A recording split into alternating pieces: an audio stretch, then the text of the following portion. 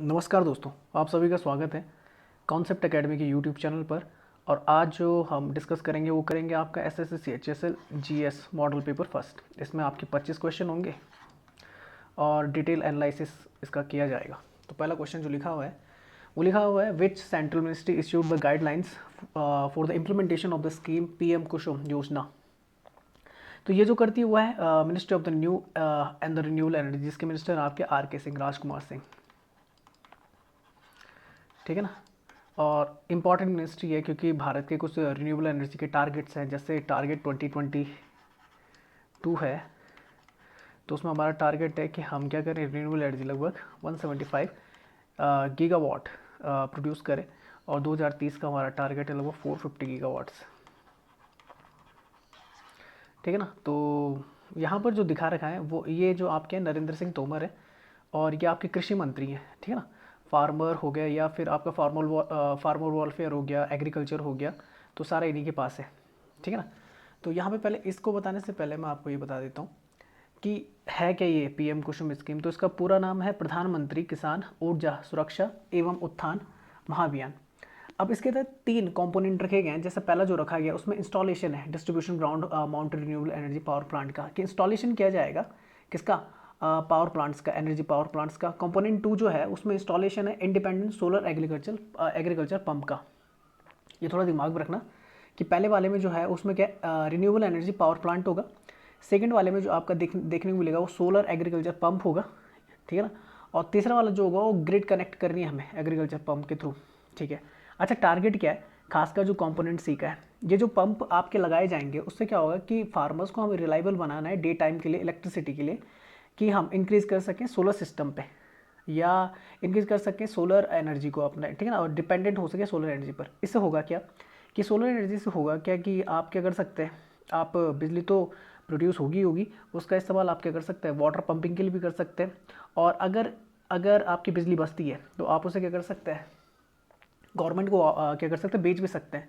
जिससे जो आपका क्या होगा, वाटर है, जो वाटर इरोजन होता है आपका, उससे बचा जा सकता है। या जो बोल सकते हैं एक्स्ट्रा जो वाटर होता है उसे हम सेव कर सकते हैं। ठीक है ना। तो यहाँ पे यही लिखा हुआ है, PM Kusum plan is provide farmers with reliable day time electricity and increase their income by purchasing access solar energy, thereby the increase them to save the water. अच्छा, इसके लिए डिस्ट्रीब्यूशन कंपनी है। ठीक है ना, जो average electricity demand of farmers को क्या करेगी, सर्टिफाई करेगी। ठीक है ना। और एक चीज़ आपने और याद रखनी है, किससे फ़ायदा क्या होगा।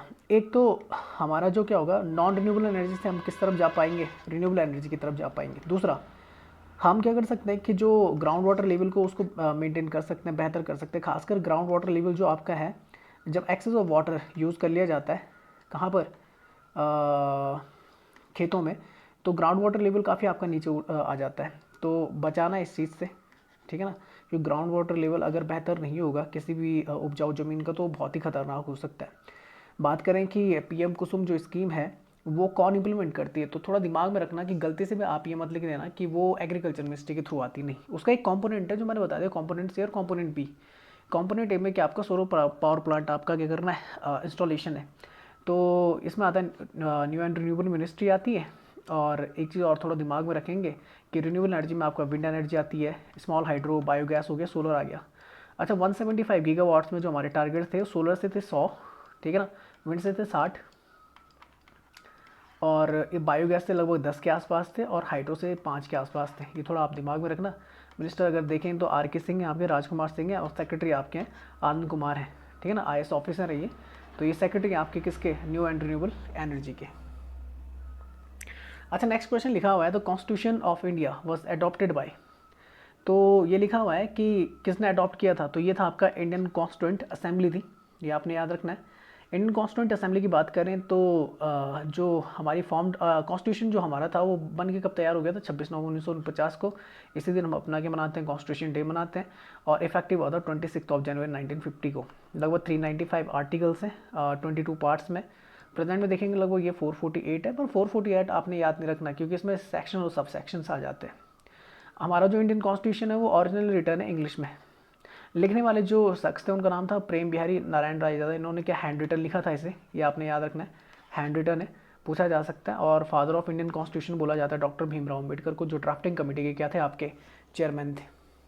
बात अगर करें कि जो कॉन्स्टिट्यूंट असेंबली का आइडिया था वो 1934 में एम एन रॉय ने दिया था, जो आपके माने जाते हैं जो कम्युनिस्ट पार्टी है इंडिया में, उसके प्रवर्तक माने जाते हैं, father of the Indian communist party.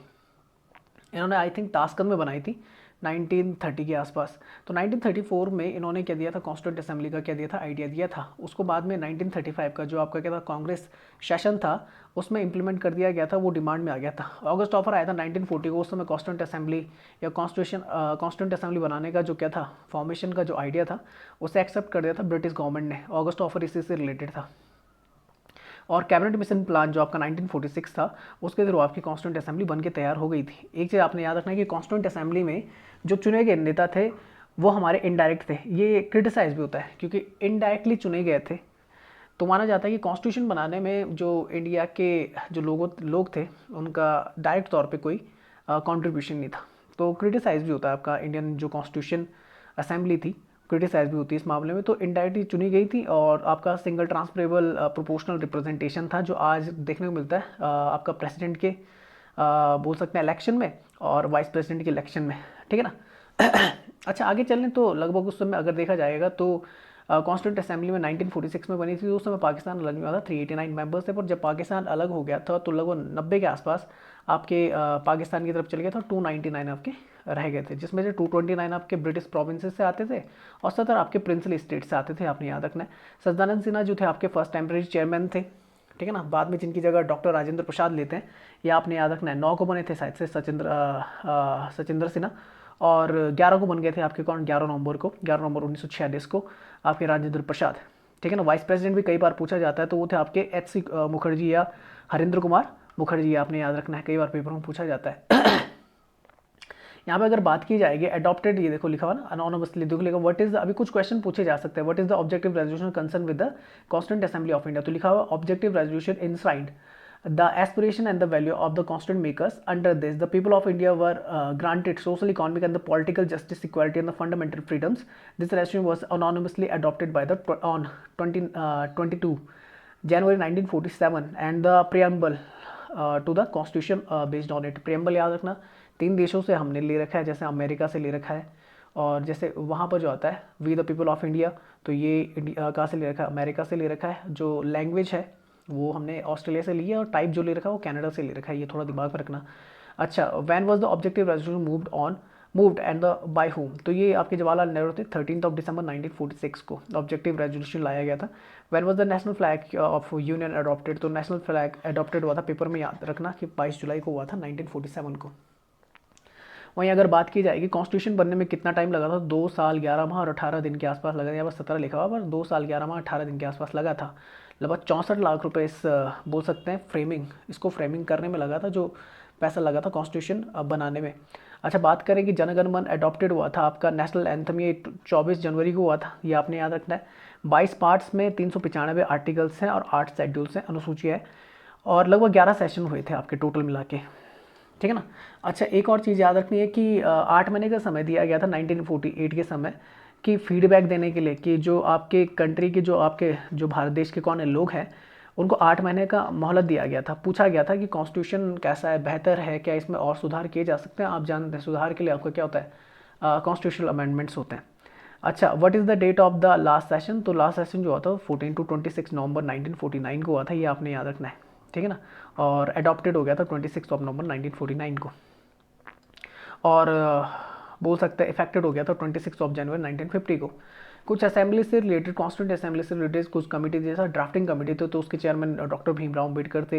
Union constitution committee थी, जवाहरलाल नेहरू थे। उसके अलावा उनके पास पावर कमेटी थी, स्टेट कमेटी थी, राजेंद्र प्रसाद के पास स्टीयरिंग कमेटी थी। आई थिंक ये जो रिलेटेड होता है वो एयर एविएशन से रिलेटेड होता है। Rules of the procedure committee भी डॉक्टर राजेंद्र प्रसाद के पास थे। प्रोविंशियल कॉन्स्टिट्यूशन कमेटी जो थी सरदार वल्लभ भाई पटेल के पास थी। और कुछ आपकी ऐसी थी जो सब कमिटीज थे, जैसा फंडामेंटल राइट्स सब कमेटी, तो आचार्य कृपलानी उसके हेड थे। माइनॉरिटी सब कमेटी के एच.सी. मुखर्जी थे, जो आपके कौन थे, वाइस प्रेसिडेंट थे, Harendra Kumar Mukherjee. Excluded in the partially excluded area other then the those in the Assam sub committee के थे A B. Thakkar. North east frontier tribal areas के थे असम के excluded and the partially excluded area sub committee Gopinath Bardoloi, तो असम के नेता हैं आपके, आप अगर आपको पता हो, गोपीनाथ बारदोलाई, बड़ा नाम आता है असम के राजनीति में। अच्छा, नेक्स्ट क्वेश्चन जो लिखा हुआ है वो लिखा हुआ है ISRO is scheduled to launch the Venus mission, जिसे शुक्रयान भी कहा जाता है, याद रखना। अब थोड़ा सा इसमें मैं बता दूं कि कई जगह 2024 भी लिखा हुआ है, और या तो 2024 लास्ट में छोड़ा जाएगा या फिर 19 महीने बाद लगभग 2026 के आसपास छोड़ा जा सकता है। कारण इसका मैं बता दूं कि छोड़ना तभी बेहतर समझा जा सकता है, फ्यूल को हमें बचाना होगा। बचाने के लिए बहुत ज़रूरी है कि जब आपका सूर्य के चारों ओर आपका वीनस मान लो यहाँ पर है और यहाँ पर आपका क्या पृथ्वी है, तो जब ये दोनों सबसे ज़्यादा क्लोज होंगे ना, तभी जाके हम क्या कर सकते हैं, छोड़ सकते हैं, ताकि हमारा फ्यूल बच सके। तो ये नज़दीक आते हैं लगभग 19 महीने के आसपास। तो 2025 लिखा हुआ है, तो आप इसी को दिमाग में रखना। और यहाँ पर जो आंसर लिखा होता है फ्रांस लिखा होता है, पर मैं बता दूँ कि इसमें इस मिशन में हमारी फ्रांस भी मदद करेगा, रशिया भी करेगा। ये दोनों देश और किस मिशन से कनेक्टेड है, तो गगनयान मिशन से कनेक्टेड है, जिसमें भारत इंडिजीनियसली, ठीक है ना, आपका क्या बोलते हैं, अंतरिक्ष यात्रियों को भेजेगा। ये थोड़ा आप दिमाग में रखना। तो मैं पढ़ लेता हूँ। ISRO is scheduled to launch its Venus mission in the 2025 and the France will participated in it. VIRAL की full form Venus infra atmospheric gases linker instrument को developed with the Russian federation space agency. तो Russia की जो है उसका नाम है, Russia की जो आपकी एजेंसी है स्पेस एजेंसी, उसका नाम है रॉसकॉस्मोस, और LATMOS atmosphere environment and the space observation laboratory attach to the French national scientific research and the centre has been. अच्छा, और फ्रांस की जो है CNES है, जापान की जाक्सा है स्पेस एजेंसी, USA की आप जानते हैं नासा है। तो आंसर मेरे हिसाब से फ्रांस और रशिया दोनों की मदद ले रहा भारत शुक्रयान मिशन के लिए। और रिसेंट में एक न्यूज़ आई थी कि वीनस पे साइंटिस्ट ने फॉस्फीन गैस का पता लगाया है। फॉस्फीन गैस हमेशा आपके फॉसिल से निकल सकती है, ठीक है ना, जो आपके फॉसिल्स होते हैं उन्हीं से निकल सकती है। मतलब वहाँ पर भी कोई लिविंग थिंग्स हो सकता है किसी टाइम पे रही हो, तो फॉस्फीन गैस का पता लगा है, ये थोड़ा दिमाग में रखना। ठीक है ना। और जो आपके रोडेंटिसाइड्स होते हैं, जो रोडेंट्स होते हैं ना, जैसे आपका चूहा होता है, तो जो रोडेंटिसाइड्स होता है उन्हें मारने के लिए रेट किलर जिन्हें बोला जाता है, तो जब चूहा उन्हें खाता है तो उसके पेट में भी कौन सी गैस बनती, फॉस्फीन बनती, जिसके कारण वो मर जाता है। तो ये आप थोड़ा दिमाग में रखना। अच्छा, नेक्स्ट क्वेश्चन लिखा, विच of the following is the benefit of the biofortification. अब बायोफोर्टिफिकेशन में क्या होता है कि आपकी न्यूट्रिशन वैल्यू को बढ़ा दिया जाता है सॉइल की, जिससे क्रॉप बेहतर बन सके। तो यहाँ पे लिखा हुआ है, देखो लिखा हुआ है, the government of India has been promoting the biofortification, biofortified crops can help in the addressing the issue of the hidden malnutrition, ठीक है ना, जो कमियां रहती हैं उनको बेहतर करने के लिए, उन्हें हटाने के लिए, ठीक है ना। तो malnutrition due to the deficiency of the micronutrients, तो ये थोड़ा दिमाग में रखना। ये लिखा हुआ देखो, biofortification is the process by which the nutrition quality of the food crop is improved through the agronomic practices, conventional plant breeding and the modern biotechnology. Biofortification differs from the conventional differs, तो ये किस तरीके से biofortification conventional fortification से कैसे अलग है। तो ये क्रॉप से रिलेटेड होती है। तो क्रॉप से रिलेटेड होती है तो किस टाइम पे होती है, जब आपका जो प्लांट होता है ग्रोथ कर रहा होता है, तब बायोफोर्टिफिकेशन आपका वर्ड आता है। पर जब कन्वेंशनल फोर्टिफिकेशन होता है तो प्रोसेसिंग होती है, जब क्रॉप आपकी हो रही होती है, मतलब जब फसल पैदा हो रही होती है तब ये देखा जाता है। जबकि प्लांट जब आपका ग्रो कर रहा होता है तो वो उसे बायोफोर्टिफिकेशन बोल दिया जाता है। तो ये थोड़ा दिमाग में, it does not alter the characteristics of the food like the taste, aroma and the texture, किसी भी तरीके का कोई अंतर देखने को नहीं मिलता, ठीक है ना। अच्छा, मैक्रो न्यूट्रिएंट्स की बात करूं तो मैक्रो न्यूट्रिएंट्स की बात करेंगे तो आपने NPK तो सुना ही होगा, नाइट्रोजन, फास्फोरस और पोटेशियम। तो 4:1 के रेशियो में ये पौधे को चाहिए होता है। तो ये आपके माइक्रो होते हैं, मैक्रो न्यूट्रिएंट्स होते हैं, इनकी बहुत ज़्यादा जरूरत होती है पौधे को। तो ये तीन आगे आपके नाइट्रोजन, फास्फोरस और पोटेशियम। सेकेंडरी एलिमेंट्स आते हैं कैल्शियम, मैग्नीशियम और सल्फर।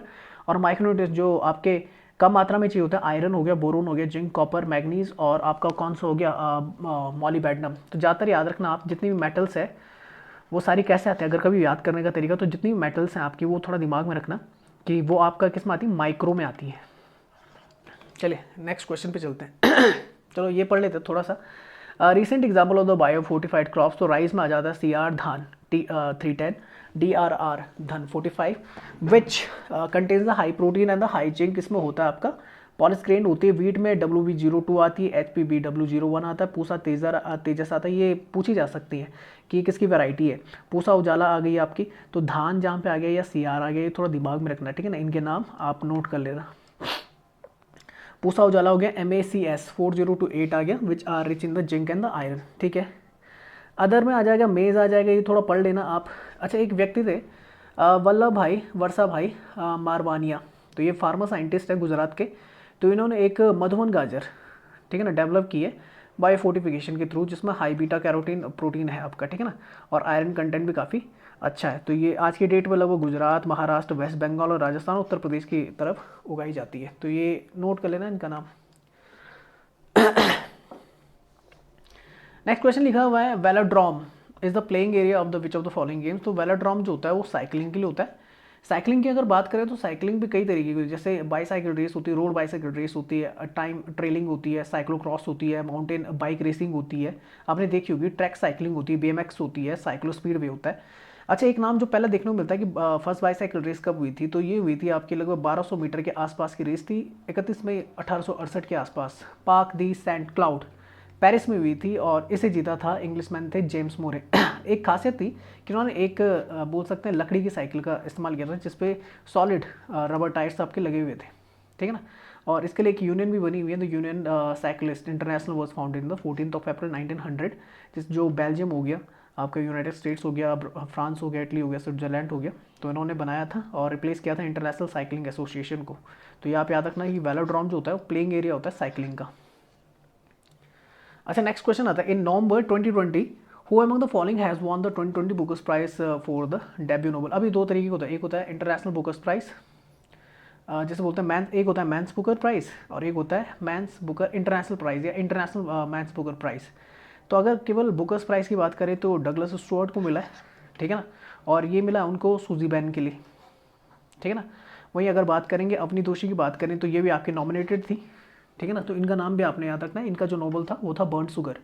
अच्छा, बुकर्स प्राइज़ की जो बोल सकते हैं ये 1969 से दिए जा रहे हैं। तो मैं बता देता हूँ दोनों में अंतर क्या है। अगर देखो दो है, एक है मैंस बुकर प्राइज़ और एक है Man's Booker International Prize. Man's Booker Prize की अगर बात करें तो 1969 में ये आपका ऑरिजिनेट हुआ था ब्रिटेन में। इसमें क्या था कि हर साल दिया जाता था और केवल उस नॉवल के लिए दिया जाता था जो इंग्लिश में लिखी होती थी। अब या तो ये शुरुआत में क्या था कि कॉमनवेल्थ कंट्रीज जो है, जैसे कॉमनवेल्थ कंट्रीज में इंडिया भी आ जाता है, लगभग 52 के आसपास है आपके अभी। कॉमनवेल्थ कंट्री वो है जो कभी ना कभी जो ब्रिटेन है उसकी गुलाम रही है, उसकी कॉलोनी रही है, ठीक है ना।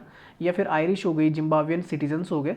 पर बाद में क्या कर दिया गया था कि कोई भी व्यक्ति अगर क्या अपॉर्चुनिटी मिल सकती है, अगर इंग्लिश नॉवल है, ठीक है ना, पर एक चीज़ आता है ना, पब्लिश वो कहाँ नहीं होनी चाहिए, ब्रिटेन में होनी चाहिए, यूके में होनी चाहिए, तो मैंस बुकर प्राइज़ दिया जा सकता है, ठीक है ना। और इसी में एक नाम आता है अरुंधति रॉय का आता है, जिन्होंने 1997 में गॉड ऑफ स्मॉल थिंग्स के लिए ये पुरस्कार जीता था, मैंस बुकर प्राइज़, ठीक है ना। तो ये याद रखना, कई बार पूछा जाता है गॉड्स ऑफ स्मॉल थिंग्स किसने लिखी, अरुंधति रॉय, तो मैंस बुकर प्राइज़ मिला है। मैंस बुकर इंटरनेशनल प्राइज़ की बात करें 2005 में अडॉप्टेड हुआ था, ऑरिजिनेट हुआ था। अब इसमें क्या होता है कि जैसे यहाँ पर क्या है कि नॉवल इंग्लिश में होनी चाहिए, यहाँ पर ऐसी कंडीशन नहीं है। यहाँ पे आप नॉवल किसी भी लैंग्वेज में हो, हाँ, पर वो ट्रांसलेट होनी चाहिए इंग्लिश में, ट्रांसलेट होनी चाहिए इंग्लिश में, तो उस व्यक्ति को दिया जाता है। और ये 2 साल के गैप में दिया जाता था पहले, पर अब इसे क्या कर दिया गया, क्या बोलते हैं, हर साल दिया जाता है। तो कंफ्यूज मत रहे ना कि मैंस बुकर प्राइज़ या मैंस बुकर इंटरनेशनल प्राइज़ क्या है। तो मैंस बुकर प्राइज़ है तो जो आपका बोल सकते हैं ओरिजिनल है 1969 से, केवल इंग्लिश में दिया जाता है।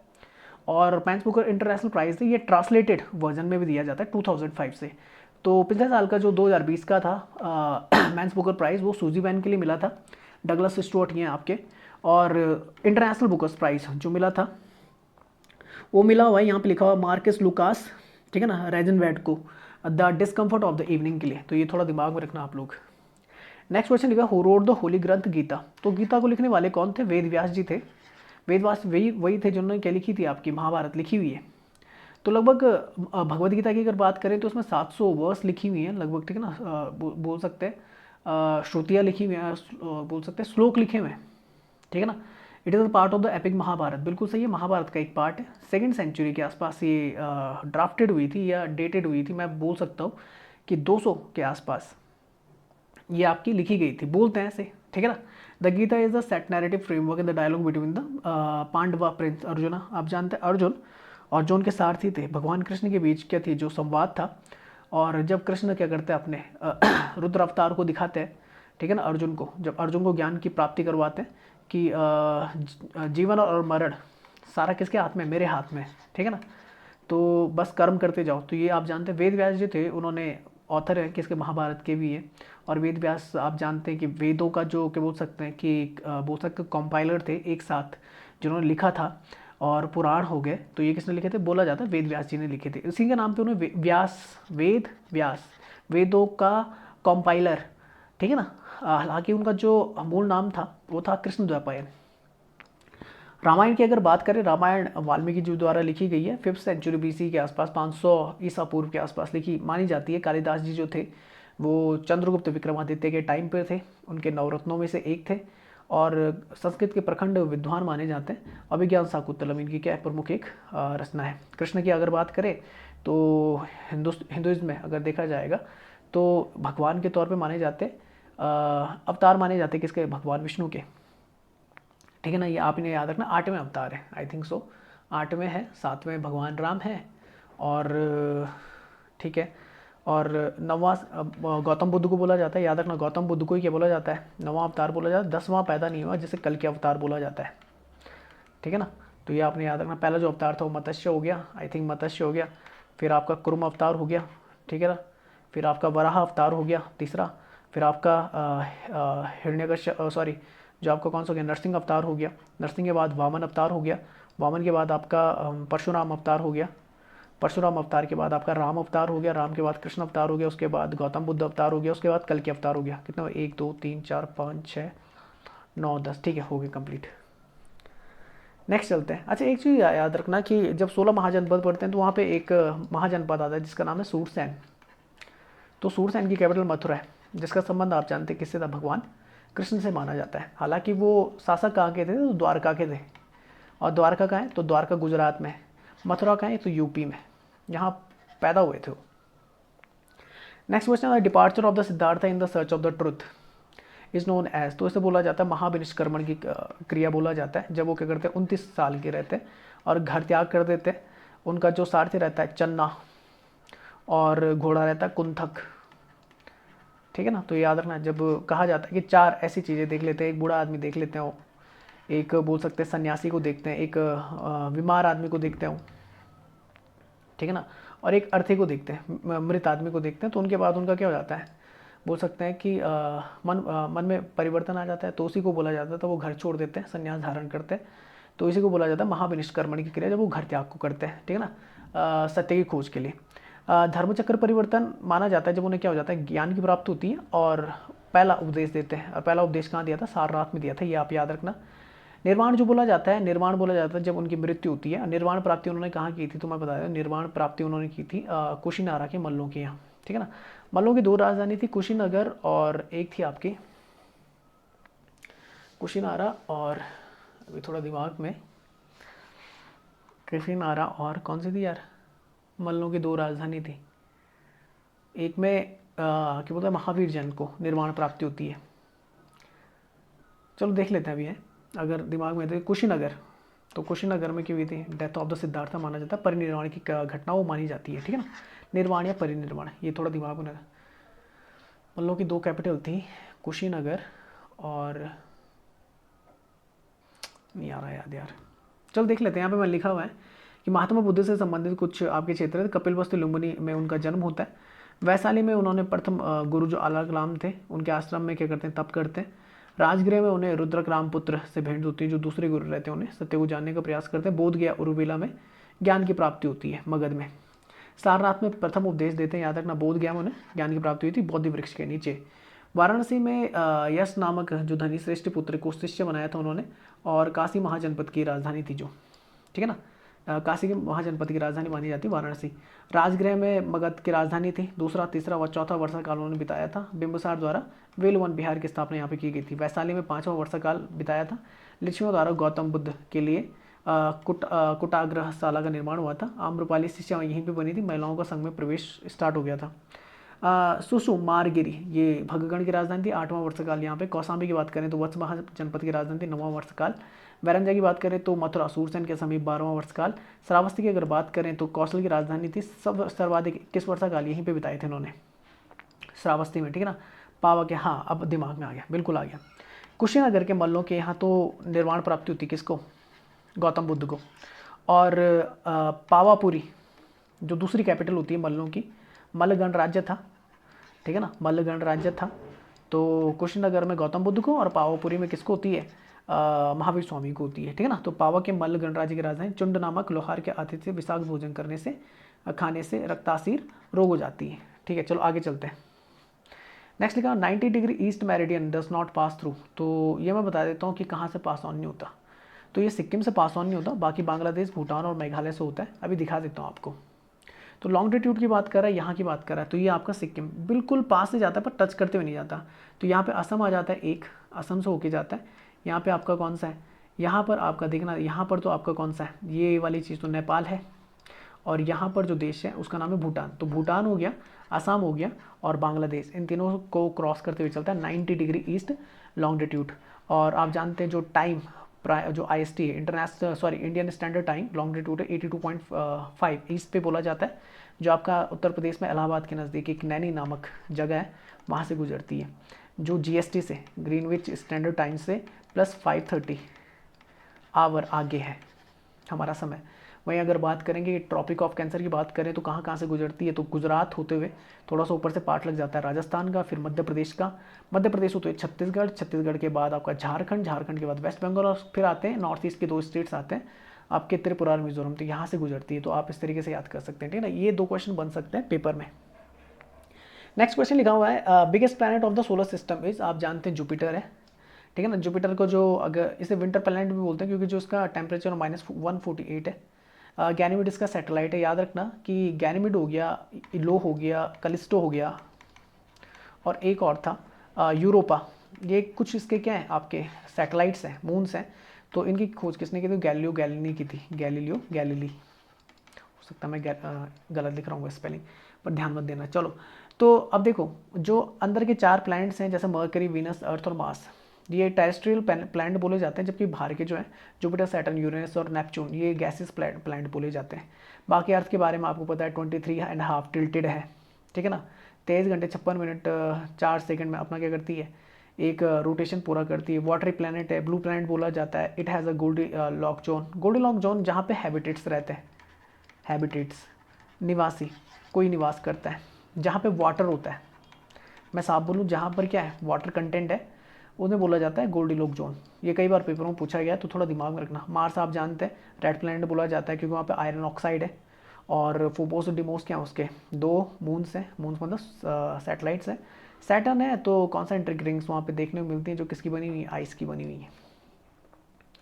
नेक्स्ट क्वेश्चन लिखा हुआ है विच CPFM और CAPF guards the India China border में कौन सी। तो आप जानते हैं इंडिया चाइना बॉर्डर पे इंडो तिब्बतन बॉर्डर पुलिस है। तो पैरामिलिट्री फोर्सेज है, जो CAF होता है, CAPF होता है, वो सेंट्रल आर्म पुलिस फोर्सेज से बोला जाता है। और ये किसके अंदर आती है, तो होम मिनिस्ट्री के अंदर, गलत मत कर देना, डिफेंस मत लिख देना, डिफेंस के अंतर्गत नहीं आती, होम मिनिस्ट्री के अंतर्गत आती है। अगर मैं बोलूँ तो क्या बोलते हैं आपका ITBP है, तो ये आपका कहाँ पे है, तो ये आपका इंडिया चाइना बॉर्डर पे। BSF जो है वो 2 बॉर्डर्स पे, एक आपका बांग्लादेश, एक पाकिस्तान पे। SSB जो वो भी 2 बॉर्डर्स पे, एक भूटान और एक नेपाल। और म्यांमार बॉर्डर पे आपके आसाम राइफल्स है। अच्छा, maximum land area has been degraded in the converted the waste land to India in the influence of the water erosion के थ्रू, ये आपको देखने मिलता है, सीधे याद कर लीजिए। नेक्स्ट क्वेश्चन लिखा हुआ था 74th constitutional amendment act 1992 related to. तो ये आपका किससे रिलेटेड था, ये म्यूनसिपैलिटी से, गलत मत कर देना। 73rd है पंचायती राज से रिलेटेड, पंचायती राज दिवस मनाया जाता है इतने को, आई थिंक 2010 से मनाया जा रहा है जहाँ तक मुझे याद है। और 1993 में आपका पंचायती राज सिस्टम पूरे ऑल ओवर इंडिया में क्या इम्प्लीमेंट हो गया था। म्यूनसिपैलिटी की अगर बात करूँ तो 74th कॉन्स्टिट्यूशनल अमेंडमेंट है, पार्ट 9A शेड्यूल 12 में इसका क्या जिक्र है, ठीक है ना। और ये आपका जो बना हुआ है governance of the urban areas by the people, इनके लिए बना हुआ है। 74th में अगर देखें तो इसमें टोटल कितने सब्जेक्ट है जिनमें पावर मिलती है म्यूनसिपैलिटीज़ को, तो 18 सब्जेक्ट्स हैं जिनमें पावर दी गई है।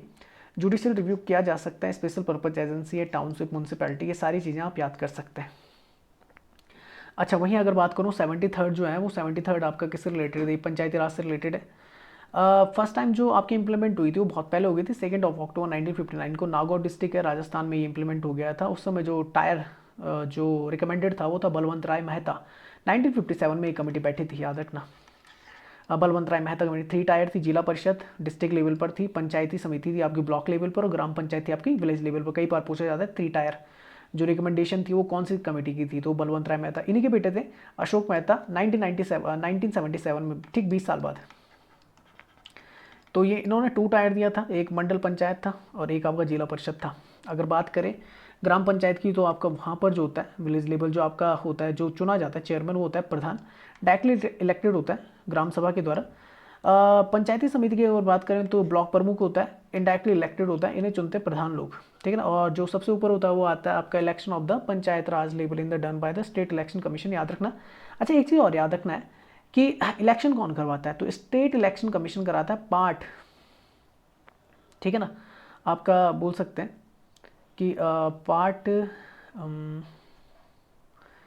11 बोलेंगे, नहीं, हाँ 9, पार्ट 9 शेड्यूल 11 में इसका जिक्र है कि जो इलेक्शन होते हैं आपके पंचायती राज के, वो कौन करता है, स्टेट इलेक्शन कमीशन कराता है। अच्छा, जो आपका सेंट्रल इलेक्शन कमीशन होता है वो बाकी के चुनाव कराता है। जैसे स्टेट के भी जो होते हैं ना, स्टेट के जो आपके लेजिस्लेटिव असेंबली या लेजिस्लेटिव काउंसिल के जो होते हैं, या फिर सेंट्रल लेवल में लोकसभा या राज्यसभा के या प्रेसिडेंट के इलेक्शन होते हैं या वाइस प्रेसिडेंट के इलेक्शन होते हैं, ये सारा आपका सेंट्रल इलेक्शन कमीशन कराता है। गलती मत कर देना, जब स्टेट के चुनाव होते हैं, खासकर आपके विधानसभा या विधान परिषद के, तो वहाँ पे गड़बड़ी मत कर देना, वहाँ पे भी कौन करता है, सेंट्रल इलेक्शन कमीशन ही करता है, ठीक है ना।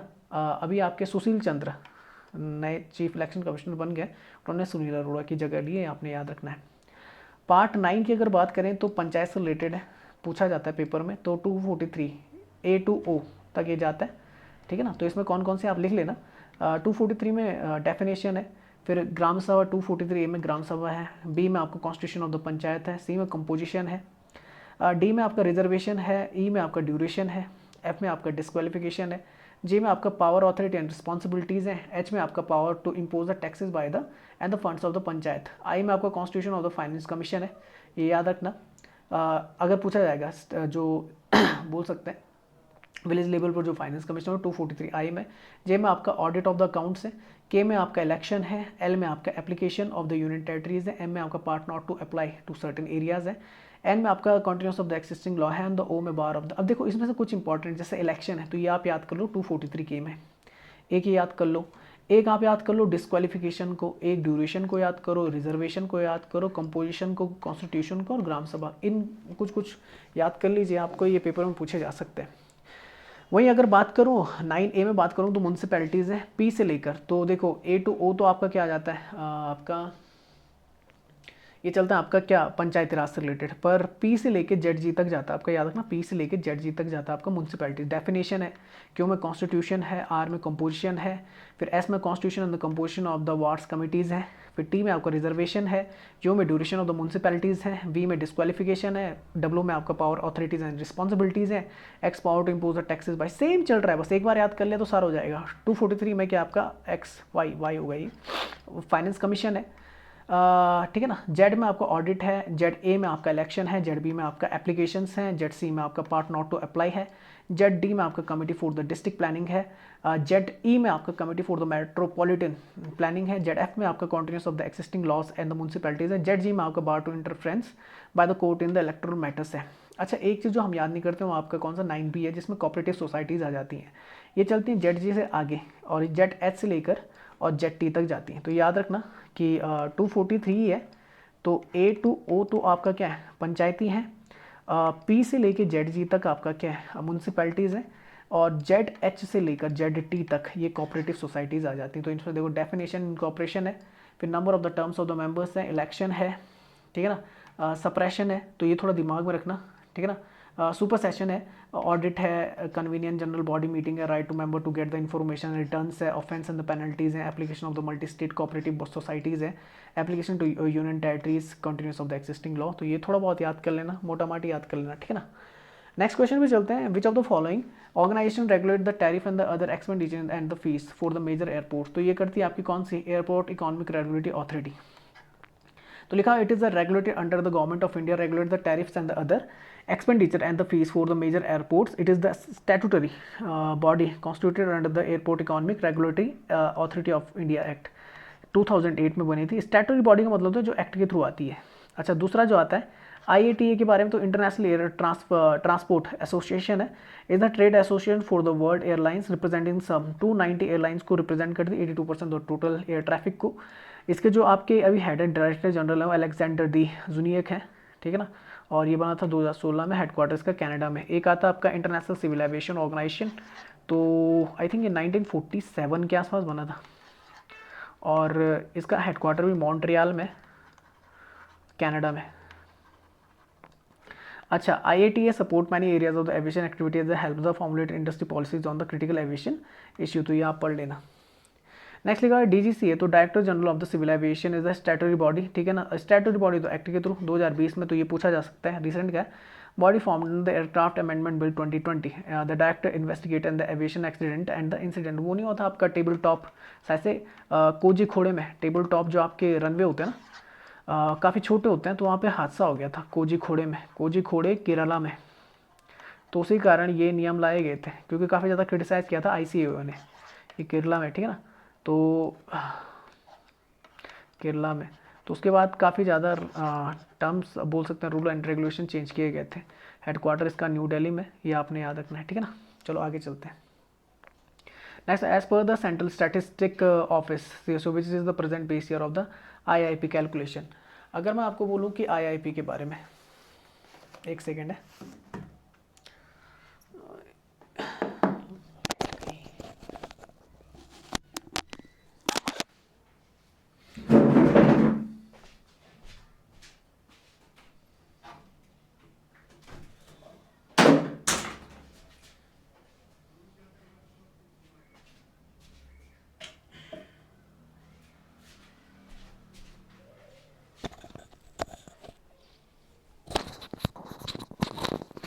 हाँ कहाँ पे था मैं, तो मैं बोल रहा था as per the central statistic office CSO, तो ये base price sorry base year रखा हुआ IIP के लिए। IIP होता है index of the industrial production बोलते हैं, मैं लिख देता हूँ यहाँ पे, इंडेक्स ऑफ इंडस्ट्रियल प्रोडक्शन। तो इन्होंने जो बेस ईयर रखा है वो पहले 2004 एंड 5 था, अब 2011 एंड 12 कर दिया, तो आंसर ये बनेगा, यहाँ पे लिखा हुआ है, आप पढ़ सकते हैं। मॉस्पी के अंतर्गत आता है, ठीक है ना। राव इंद्रजीत सिंह जो आपके कौन है, मिनिस्टर है मॉस्पी के स्टैटिस्टिक्स एंड प्रोग्राम इम्प्लीमेंटेशन के, तो ये आप याद रखना। नेक्स्ट चलते, विच of the following correct describe the nature of the Indian economy. तो भारत में मिक्स्ड इकॉनमी है, कैपिटलिस्ट इकॉनमी USA में देखने को मिलती है, जहाँ पर किसी तरीके का इंटरफेयर गवर्नमेंट नहीं करती, पूरी जो होती है बोल सकते हैं, जो प्राइवेट फर्म्स होती हैं उसके हाथ में होती है, ठीक है ना। स्कूल हो गए, कोई भी बिजनेसेस हो गए, किसी भी तरीके का बोल सकते हैं सरकारी बोल सकते हैं, उसमें अवधान नहीं होता, ठीक है ना। मतलब आपका कोई भी गवर्नमेंट बोल सकते हैं इंटरफेरेंस नहीं होगा उसमें, ठीक है ना। तो ये थोड़ा दिमाग में ना, सोशलिस्ट में पूरी तरीके से गवर्नमेंट का क्या आता है, कंट्रोल आता है। शुरुआत में जब भारत आज़ादी हुआ था, तो भारत सोशलिस्ट इकॉनमी को ज़्यादा क्या करता था, अलाउ करता था, ज़्यादातर है, सभी नहीं, क्योंकि जैसे RBI हो गया, तो RBI का आपका क्या हो गया था 1949 में नेशनलाइजेशन हो गया, तो वो सोशलिस्ट में चले गया। SBI था आपका, तो SBI का 1955 में हो गया था। एयरलाइंस थी आपकी एयर इंडिया, उसका भी नेशनलाइजेशन हो गया, पहले टाटा के नाम से जानी जाती थी। तो नेशनलाइजेशन जब होता है तो वो सोशलिस्ट होता है, क्योंकि गवर्नमेंट सोच सकती है किन के बारे में, जनता के बारे में। कैपिटलिस्ट इकॉनमी नहीं सोचती, प्राइवेट सेक्टर का भी नहीं सोचता। प्राइवेट सेक्टर होता है प्रॉफिट मेड, ये क्या दिखता है, केवल प्रॉफिट दिखता है, जबकि सरकार का काम प्रॉफिट मेकिंग का नहीं होता, याद रखना। तो सोशलिस्ट और कैपिटलिस्ट ये समझ गए।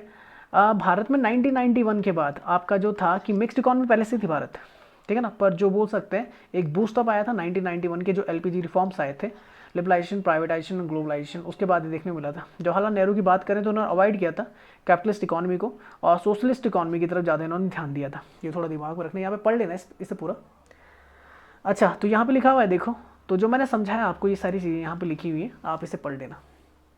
अच्छा, नेक्स्ट लिखा हुआ है, electron from the excited chlorophyll molecules of the photosystem second are accepted first by, थोड़ा सा बोल सकते हैं डिफ़िकल्ट, बोल सकते हैं एक टॉपिक है, ट्रिकी है थोड़ा सा, फिर मैं समझाने की कोशिश करूँगी। जो आपका साइटोप्लास्ट होते हैं, क्लोरोफिल जो होता है वो आप जानते हैं कि जो पौधे होते हैं उनमें क्या करता है, ग्रीन कलर, जो ग्रीन पिगमेंट होता है वो क्लोरोफिल के थ्रू ही बनता है। तो उसमें कई सारी प्रोसेस चलती हैं, जब उसका क्या करते हैं आपका डीएनए सीक्वेंसिंग होती है तो कई सारी प्रोसेस चलती हैं, जैसे साइटोक्रोम बी हो गया, एफ हो गया, क्विनॉन हो गया, फेराडॉक्सिन हो गया, ये सब होता है।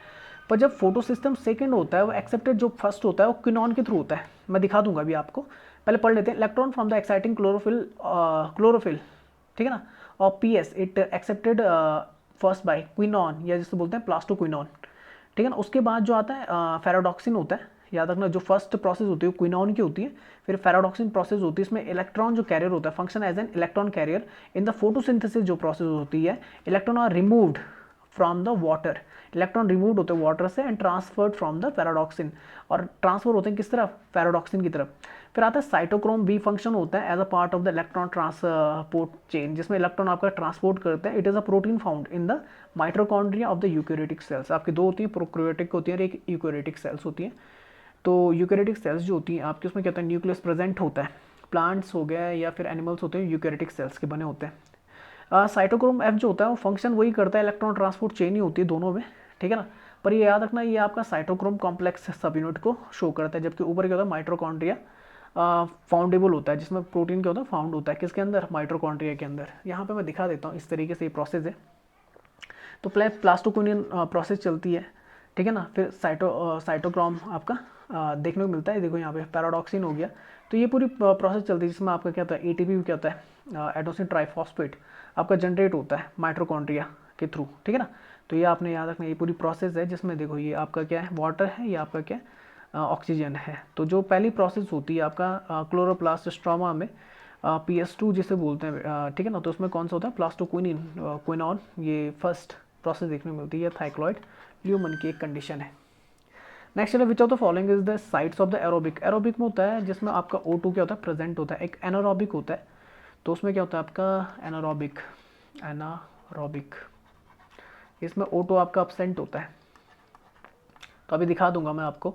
तो लिखा हुआ है रेस्पिरेशन, तो ये साइटोप्लाज्म में भी चलता है, माइटोकॉन्ड्रिया में भी चलता है, मतलब आंसर बनेगा both first and second.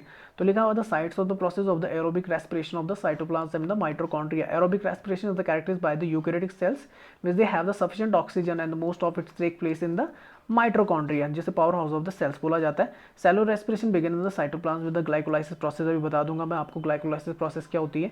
Aerobic respiration में बात करें या सेल रेस्पिरेशन की बात करें, तो ये प्रेजेंस होता है आपका oxygen use in the end product of the glycolysis in the TCA cycle to produce the much more energy currency, ठीक है ना, in the form of the ATP then the can be obtain from the any anaerobic pathway. दो तरीके से चलती है, देखो मैं बता देता हूँ। तो साइटोप्लाज्म तो मैंने बता दी, ये बफर या प्रोटेक्शन की तरह काम करता है। साइटोप्लाज्म जो एक्ट करता है वो बफर या फिर प्रोटेक्शन की तरफ काम करता है जेनेटिकल मटेरियल के। ये थोड़ा दिमाग में रखना। माइटोकॉन्ड्रिया जो होता है आपका क्या होता है, ये power house of the cell होता है। ATP सिंथेसिस यहाँ से देखने को मिलता है। राइबोसोम जो होता है फंक्शन करता है डिकोडिंग के लिए और मैसेजिंग के लिए, formation of the peptide bonds, जिससे क्या होते हैं आपके कनेक्टेड रहते हैं प्लांट्स की सेल्स। ग्लूकोज जो होता है 2 ATP मॉलिक्यूल जब रिलीज होते हैं तो ग्लाइकोलाइसिस प्रोसेस स्टार्ट होती है। पायरुवेट आपका बनता है, दो तरीके से चलता है। पायरुवेट दो तरीके से चलता है। अगर आप एनारोबिक कंडीशन के थ्रू करोगे, मतलब जो O2 के करोगे, आपका ऑक्सीजन जो आपकी अपसेंट रहेगी, तो फर्मेंटेशन प्रोसेस चलती है, जिसमें दो कंडीशन बनती है, एक लैक्टिक एसिड की बनती है, एक एथेनॉल की बनती है। एथेनॉल मतलब जो आपकी क्या होती है, C2H5OH, एथिल अल्कोहल होता है, जो आपका बोल सकते हैं शराब होती है जो।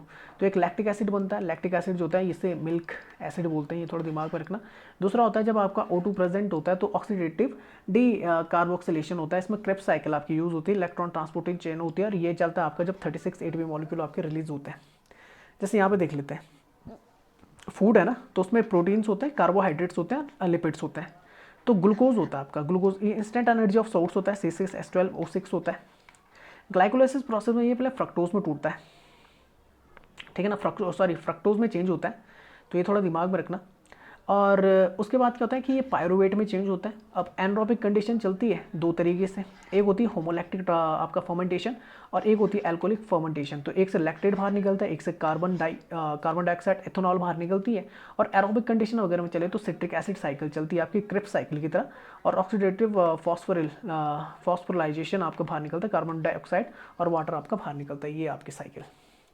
नेक्स्ट अगर बात करें in the if the power of the an object is expressed in term of the dioptre then the object must be an. तो लेंस की होती है, power of the lens dioptre से शो करते हैं। तो कन्वर्जेंस और डाइवर्जेंट दोनों लेंस यूज होते हैं, ठीक है ना। वन डायोप्टर जो होता है वो पावर ऑफ द लेंथ होता है, फोकल लेंथ जो होती है उसमें 1 मीटर की होती है। याद रखना, अगर 1 डायप्टर बोलेगा तो फोकल लेंथ कितनी हो जाएगी, ये 1 हो जाएगी, ये थोड़ा दिमाग में रखना। जब बात की जाती है कॉन्वेक्स लेंस की, उत्तल दर्पण जो होता है आपका, उत्तल लेंस, तो इसमें पावर जो होती है पॉजिटिव होती है। कॉनकेव लेंस में जो होता है आपका, जो अवतल लेंस होता है उसमें नेगेटिव होती है, ये याद रखना, ठीक है ना। फोकल लेंथ पेपर में कई बार पूछा गया है।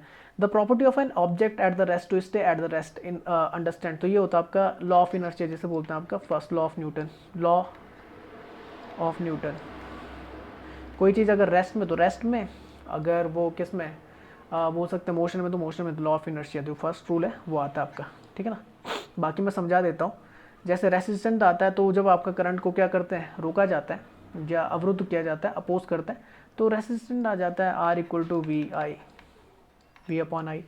या फिर अगर देखें तो V equal to I R, Ohm's law, जिसमें वी क्या होता है, पोटेंशियल आपका क्या होता है, पोटेंशियल होता है, पोटेंशियल डिफरेंस होता है, आई क्या होता है आपका करंट होता है, और आर क्या होता है आपका रेजिस्टेंस होता है। कैपिलरिटी आपको देखने को मिलती है किसमें, वो ट्यूब होती है जो आपकी। तो दो तरीके के एग्जांपल, एक तो वाटर के केस में देखने को मिलता है, और एक हमें किसके केस में देखने को मिलता है, मरकरी के, पारे के केस में देखने को मिलता है। इस तरीके से जो आपका कैपिलरी बनती है, ये पानी की बनती है, और ये उल्टे में किसकी बनती है, मरकरी की बनती है।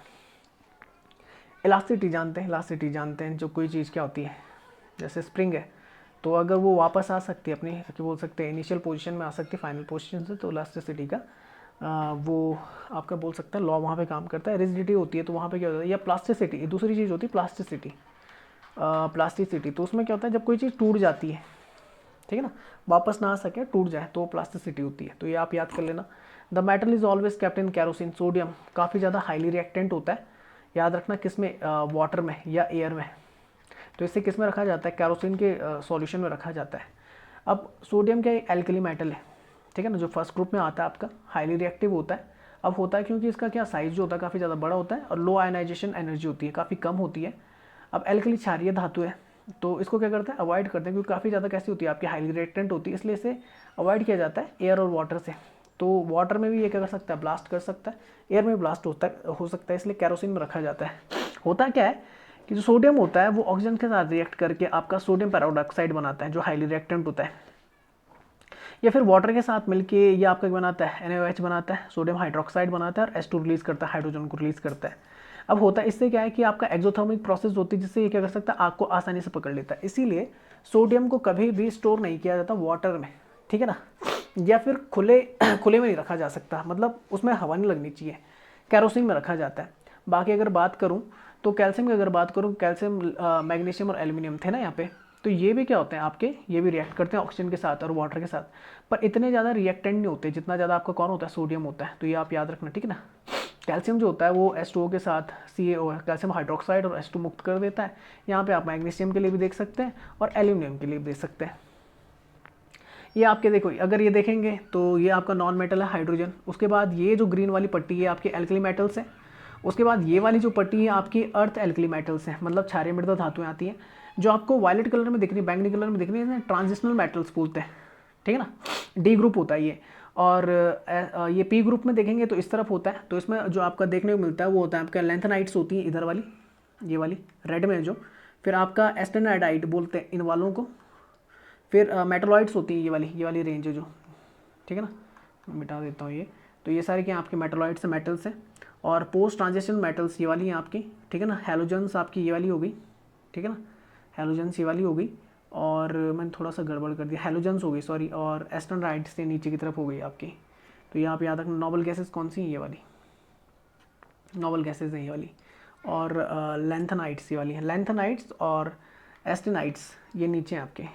ये हैलोजन्स हो गई, ठीक है ना, helium, neon, argon, krypton, xenon, radon and the ये क्या है यार, ऑर्गेनाइजेशन, ये अलग, ठीक है, मैं भी आज ही पढ़ रहा हूँ पहली बार, ठीक है। रेडॉन तक तो मैंने पढ़ा था, तो ये आप याद रख लेना, ठीक है ना। तो जो आपका सोडियम आता है वो 11 आता है, ठीक है ना, 2 8 1, तो बोल सकते हैं लो आयनाइजेशन होता है, छोड़ता जल्दी है, त्यागता बहुत जल्दी है, ठीक है ना, मतलब किसको, इलेक्ट्रॉन को देने की प्रवृत्ति होती है।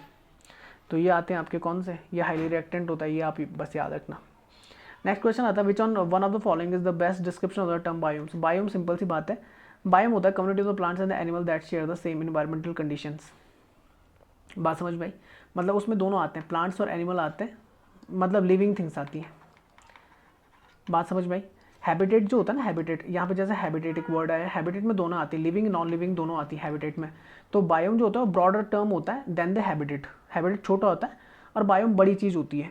वहीं अगर इकोसिस्टम की बात करें तो कई सारे इकोसिस्टम से आपका बायोम्स बनता है। देखा हुआ biomes is different from the ecosystem and ecosystem in the interaction of the living and the non living things in an environment. Biomes is a specific geographical area notable in the species living there. A biomes can be made up of the many ecosystem. तो कई सारे ecosystem से मिलकर आपका क्या बनता है, biomes बनता है। ये आप याद रख लेना, ठीक है ना। तो यहाँ पे कई सारे बायोम्स हैं, जैसे टेरेस्ट्रियल इकोसिस्टम में आता है, टुंड्रा आ गया, फॉरेस्ट में आ गया, ग्रास लैंड्स हो गए, डेजर्ट्स हो गए, ये सारे आपके बायोम्स में आ सकते हैं, ठीक है ना। और कई सारे जो आपके इकोसिस्टम है उनसे मिलता है। बस याद रखना कि बायोम्स में आपके प्लांट्स और एनिमल्स दोनों आ जाते हैं, मतलब लिविंग थिंग्स आती हैं, जबकि इकोसिस्टम में दोनों आ जाते हैं आपके। अच्छा, which of the following is not the application of the recombinant DNA technology, जो नहीं है देखो। It is use the create the pharmaceutical products such as the human insulin, बिल्कुल बना सकते हैं डीएनए के थ्रू, डीएनए टेक्नोलॉजी के through. It can be use for the increasing the yield and the improve the nutrition content of the plant, बिल्कुल सही है। It is use in the attempt to correct the gene defect which gives the rise in the hereditary diseases, तो इसमें भी सही है। None of this का answer बनेगा, ये आंसर बनेगा। तो मैं थोड़ा सा डीएनए टेक्नोलॉजी को आपको बता दूं। डीएनए टेक्नोलॉजी को समझने का, अगर आपने मैंने एक वीडियो बना रखी है नोबेल प्राइज़ पे, आप देखना, नोबेल प्राइज़ से रिलेटेड है केमिस्ट्री का। तो इस बार को जो मिला था वो एमैनुअल क्या बोलते हैं, चारपेंटर को मिला था, चारपेंटर या कारपेंटर जो भी बोल दो, और जेनिफर ए डॉटना को मिला था, दो इन महिलाओं को मिला था। और इनको मिला था क्रिस्पर कैस9 क्या बोलते हैं सीजरिंग के लिए मिला था। इसमें क्या होता है कि आप कोई भी क्या होता है, अगर डीएनए और उसमें मान लीजिए कि आपका क्या है कि उसमें कुछ खामियां हैं, तो आप क्या कर सकते हैं, उसका क्या कर सकते हैं, बोल सकते हैं कि उसमें कोई भी डीएनए दूसरा बोल सकते हैं, किसी भी दूसरी जानवर का या किसी भी दूसरे बोल सकते हैं स्पीसीज़ का, या बोल सकते हैं लिविंग एंटिटी का डीएनए जोड़ सकते हैं उसे बेहतर करने के लिए। खासकर जैसे प्लांट्स होते हैं, कुछ ऐसे प्लांट्स होते हैं जो पानी की मात्रा काफ़ी ज़्यादा लेते हैं, तो इस तरीके से उनके डीएनए में चेंजेस किए जा सकते हैं ताकि वो कम पानी खाए। तो डीएनए एडिटिंग को इन्होंने क्या किया था, समझाया था। अब इससे मदद क्या मिलेगी, जो आपका जानते हैं ना जीन्स रिलेटेड जो प्रॉब्लम जेनेटिकल डिसीजेज होती हैं उनमें भी सुधार किया जा सकता है। उन तरीके की जीन्स को हम बाहर निकाल सकते हैं, एडिट कर सकते हैं, जो बाद में जाके कोई बड़ी प्रॉब्लम ला सकती है। तो जीनोम एडिटिंग को समझाया इन दोनों ने, इसलिए इस साल पिछले साल मतलब 2020 का जो नोबेल प्राइज़ मिला था इन दोनों को मिला था, क्रिस्पर कैस9 सीजरिंग के लिए मिला था, अगर मैं सही लिख रहा हूँ मैं यार पहले। तो ये डीएनए एडिटिंग से रिलेटेड है, ठीक है ना। तो ये समझ आना, बस नॉर्मल इतना समझना है कि ये डीएनए आपका डबल हेलिकल सिस्टम होता है, ठीक है ना। तो डबल हेलिकल है तो रिपेयर कर सकते हैं, उसमें इंसर्शन कर सकते हैं किसी दूसरे डीएनए का या दूसरे जानवर के डीएनए का या दूसरे प्लांट के डीएनए का, ताकि उसे बेहतर बनाया जा सके। तो बस इतना समझना था, इस पर समझाने लायक इतना ही है। फार्मास्यूटिकल प्रोडक्ट्स हो गए, आपके एग्रीकल्चर हो गए, सारी चीज़ों में हो गए। जैसे एंजाइम, अब देखो जैसे ये पूछा जाता है क्लिनिकल डायग्नोसिस में, ये भी यूज़ किया जाता है। जैसे एचआईवी जो होता है ना, एचआईवी की पहचान के लिए एक टेस्ट किया जाता है जिसे बोलते हैं एलिजा टेस्ट, जिसे बोलते हैं एंजाइम लिंक्ड इम्यूनोसॉर्बेंट ऐसे। ऐसा जरूरी नहीं कि एचआईवी के लिए किया जाता है। एक्चुअल में ये होता क्या है कि ये आपके एंटीबॉडीज़ को रिकग्नाइज करता है, मेजरमेंट्स होता है, डिटेक्ट करता है एंटीबॉडीज़ इन द ब्लड्स को। एलिजा टेस्ट उसके लिए होता है। तो कई सारी ऐसा नहीं केवल कि एचआईवी में होता है, शायद से आई थिंक टीबी के लिए भी होता है एलिजा टेस्ट, जहाँ तक मुझे याद। एलिजा टेस्ट टीबी के लिए होता है या फिर टाइफाइड के लिए होता है, ठीक है ना। तो एलिजा टेस्ट होता है एक्चुअल में इसलिए कि हम मेजर कर सकते हैं एंटीबॉडीज़ कितनी है ब्लड में, ठीक है ना। तो आप ये पढ़ लेना पूरा, ठीक है ना। इसके लिए जो आपका डिपार्टमेंट है वो आपका department of the biotechnology, ministry of the science and technology के अंतर्गत ही आता है। और साइंस एंड टेक्नोलॉजी के भी जो आपके मिनिस्टर्स हैं वो आपके हर्षवर्धन, डॉक्टर हर्षवर्धन, चांदनी चौक, नई दिल्ली, पुरानी नई दिल्ली से आते हैं। अच्छा, ये क्वेश्चन बहुत बार पूछा जाता है कि WWWW, तो वर्ल्ड वाइड वेब तो सब समझते हैं, चौथे W का मतलब तो वॉर्म। तो लोग वॉर्म का मतलब क्या समझ आए, कीड़ा टाइप का समझ आते हैं, पर ऐसा नहीं है। कंप्यूटर लैंग्वेज में वॉर्म का मतलब होता है राइट वंस रीड मैनी। होता क्या है कि इसमें आप क्या होता है कि जो आपका ऑप्टिकल डिस्क टेक्नोलॉजी यूज़ होती है उसमें क्या करते हैं कि आप अलाउ कर सकते हैं कोई भी चीज़ अगर आप लिखें तो वो सेव हो जाएगी, और आप उसे फिर से क्या कर सकते हैं, कई बार क्या कर सकते हैं, उसे रीराइट कर सकते हैं या उसमें एडिशनल चीज़ें जोड़ सकते हैं। यही है आपका क्या, राइट वंस रीड मैनी, ठीक है ना। अब अगर वॉर्म की बात करें तो ये वॉर्म एक दूसरे टर्म्स में भी आता है। अगर मैं कंप्यूटर टेक्नोलॉजी की बात करूँ तो वहाँ में मालवेयर देखो लिखा हो ना, other terms of the worm termed as the malware. तो ये आपका क्या होता है, क्या होता है, मेलिशियस वायरस होता है। Replicating software program that affect the function of the hardware and the software of the program. तो ये आप याद रखना। तो याद रखना वॉर्म की फुल फॉर्म क्या है, राइट वन रीड मैनी, ठीक है ना। जहाँ तक जो क्वेश्चन पूछा गया वो पूछा गया कि www में वो चौथा जो w उसके मतलब उसका मतलब क्या है, वॉर्म है। उस वॉर्म में उसकी फुल फॉर्म क्या है, तो याद रखना राइट वन रीड मैनी, ठीक है ना। तो ये आप याद कर लेना। लास्ट क्वेश्चन देख लेते हैं आज का। लास्ट क्वेश्चन लिखा हुआ है, while suffering the internet on the encounter the abbreviation DNS resolving the term DNS means the, तो इसे बोलते हैं डोमेन नेम सिस्टम होता है। ये आईपी एड्रेस के थ्रू आपको देखने को मिलता है। इंटरनेट प्रोटोकॉल जो होता है, एक हर वेबसाइट का क्या होता है, अलग आपका आईपी एड्रेस होता है, अलग आपका डोमेन नेम सिस्टम होता है। ये आपने याद रखना, यहाँ पे ये पढ़ लेना आप, ठीक है ना, अच्छे से इस चीज़ को आप अच्छे से पढ़ लें, ठीक है ना, आप समझ जाएंगे। तो यहीं तक रखते हैं वीडियो को, और वीडियो को देखने के लिए आप सभी का धन्यवाद। पीडीएफ में आपका कॉन्सेप्ट एकेडमी के जो आपका बोल सकते हैं व्हाट्सएप चैनल है, उस पर शेयर कर दूंगा। आप टेलीग्राम पे भी हमसे जुड़ सकते हैं कॉन्सेप्ट एकेडमी के नाम से, तो वहाँ पे मैं शेयर कर दूंगा। यूट्यूब पे जितनी वीडियोज़ हैं उन्हें आप देख सकते हैं, लाइक कर सकते हैं, शेयर कर सकते हैं, सब्सक्राइब कर सकते हैं हमारे चैनल को। फेसबुक पे आप हमें लाइक कर सकते हैं, इंस्टाग्राम पे आप हमें फॉलो कर सकते हैं। पर अगर मैं बोलूँ ना, अगर टीएनए टेक्नोलॉजी को आपने समझना है, तो एक वीडियो मैंने बोला कि नोबेल प्राइज़ से रिलेटेड उसका अलग से फोल्डर है, तो वो देख लेना। केमिस्ट्री में जो मिला है 4 पेंटरोगिस को ढूंढना को, तो वहाँ से आप डीएनए टेक्नोलॉजी के बारे में अच्छे से समझ पाएंगे, खासकर क्रिस्पर Cas9 वहाँ पे मैंने अच्छे से समझाया है। तो आज की वीडियो को यहीं तक रखते हैं। वीडियो देखने के लिए आप सभी का धन्यवाद।